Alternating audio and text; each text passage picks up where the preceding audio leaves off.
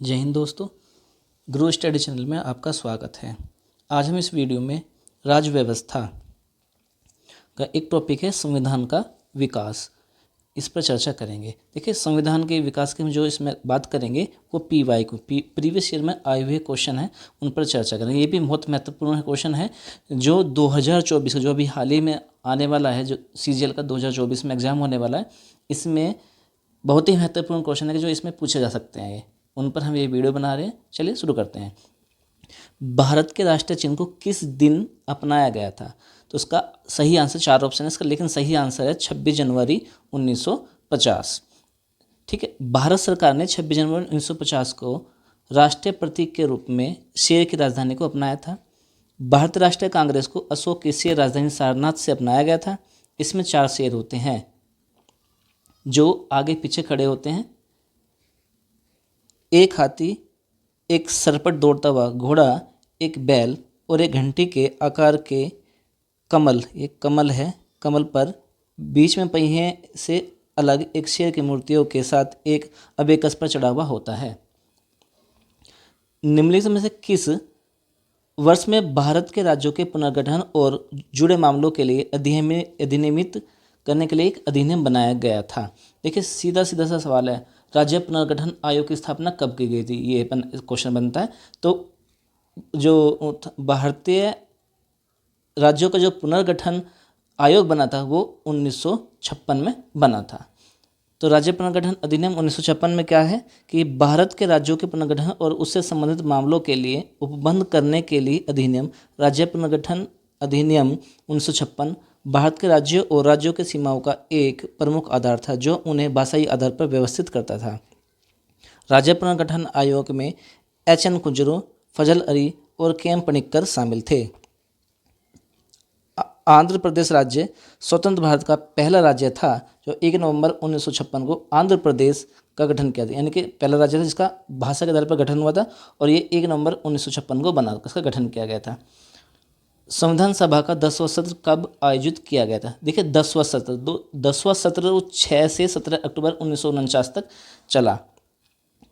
अब इसमें बात करते हैं कि संविधान सभा के सत्र की कुल संख्या कितनी थी। जो सत्रों की जो बैठकें हुई थी, विधानसभा की बैठक जो 11 सत्रों में हुई थी।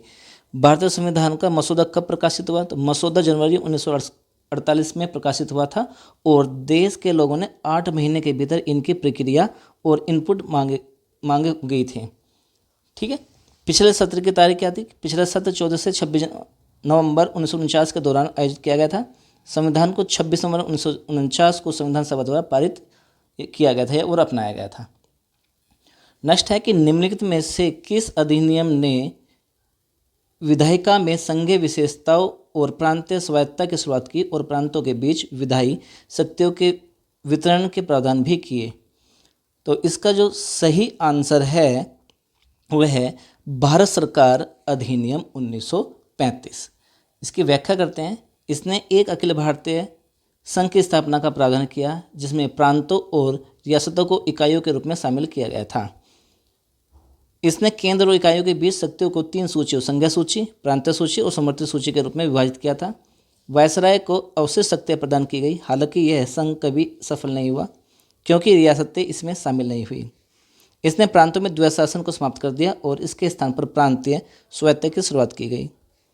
अधिनियम ने प्रांतों में जिम्मेदार सरकार की शुरुआत की, अर्थात राज्यपाल को प्रांतीय विधायिका के लिए जिम्मेदार मंत्रियों के सलाह से कार्य करना आवश्यक था। इसने केंद्र में द्वैत शासन को अपनाने का प्रावधान किया, हालांकि यह प्रावधान बिल्कुल भी लागू नहीं हुआ। द्विसदनीयवाद 6 प्रांतों बंगाल, बॉम्बे, मद्रास, बिहार, असम और संयुक्त प्रांत में पेश किया गया था। दलित वर्गों, महिलाओं और श्रमिकों के लिए अलग निर्वाचन मंडल का विस्तार किया गया था। नेक्स्ट क्वेश्चन है कि यूनाइटेड किंगडम से संसद के 7 सदस्यों का एक समूह था जिसका गठन ब्रिटिश भारत के लिए संवैधानिक सुधारों का सुझाव देने के लिए किया गया था। यानी कि यूनाइटेड किंगडम में संसद के 7 सदस्यों का एक समूह था जिसका गठन ब्रिटिश भारत के लिए संवैधानिक सुधारों का सुझाव देने के लिए किया गया था। वो कौन सा था? वो था साइमन कमीशन। ठीक है, इस पर विचार करते हैं कि साइमन कमीशन 1927 यूनाइटेड किंगडम के 7 संसद सदस्यों का एक समूह था जिसका गठन ब्रिटिश भारत के लिए संवैधानिक सुधारों को सुझाव देने के लिए किया गया था। सर जॉन साइमन इसके अध्यक्ष थे। इसका नेतृत्व लाहौर में राष्ट्रवादी लाला लाजपत राय ने किया था, जिसके दौरान 1928 में इनकी चोटों के कारण मृत्यु हो गई थी। सार्जेंट कमीशन भारत की ब्रिटिश सरकार द्वारा तैयार किया गया था। 1944 का एक ज्ञापन था। इसने भारत में साक्षरता और शिक्षा के भविष्य के विकास को रेखांकित किया। डेमोक्रेटिक नेशनल कन्वेंशन 1968 के जवाब में डेमोक्रेटिक नेशनल कमेटी DNC द्वारा मैकगवर्न फ्रेजर कमीशन बनाया गया था। हंटर आयोग 1882 आधुनिक भारत के इतिहास में पहला शिक्षा आयोग था। तो यहाँ पे भी ये क्वेश्चन भी इंपॉर्टेंट बनता है कि हंटर आयोग के पहला शिक्षा आयोग का गठन कब किया गया, किस नाम से किया था। हंटर आयोग से 1882 में किया गया था। नेक्स्ट क्वेश्चन है कि निम्नलिखित में से किसने भारतीय संविधान को अर्ध संज्ञेय बताया। तो देखिए इसका जो सही आंसर है वो है KC वेयर। इसमें एनालिसिस करते हैं कि व्याख्या करते हैं कि KC वेयर के अनुसार व्यवहार में भारत का संविधान प्रकृति में असंज्ञेय और कड़ाई में संज्ञेय नहीं है। नेक्स्ट क्वेश्चन है कि निम्नलिखित में से कौन भारतीय संविधान की संज्ञेय विशेषता नहीं है। इसका जो सही आंसर है वह है अखिल भारतीय सेवाएं। ये इसका क्या है, संज्ञेय विशेषता नहीं है।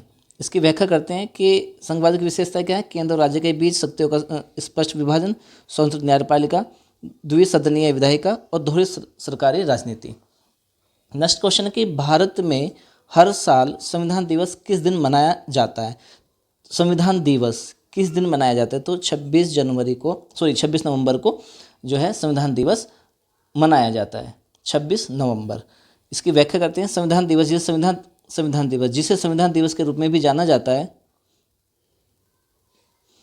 हमारे देश में हर साल 26 नवंबर को भारत के संविधान को अपनाने के उपलक्ष्य में मनाया जाता है।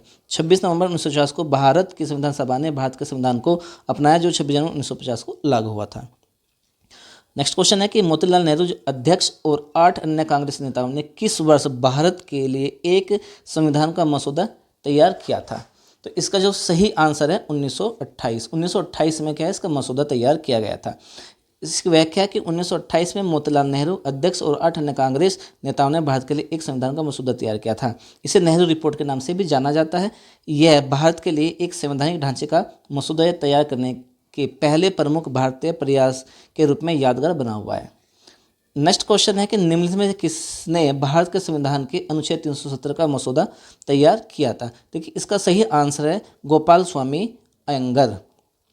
इसकी व्याख्या देखते हैं कि गोपाल स्वामी अयंगर अनुच्छेद 370 के मुख्य प्रारूपकार थे, जिसने जम्मू और कश्मीर राज्य को स्थानीय स्वायत्तता प्रदान की थी।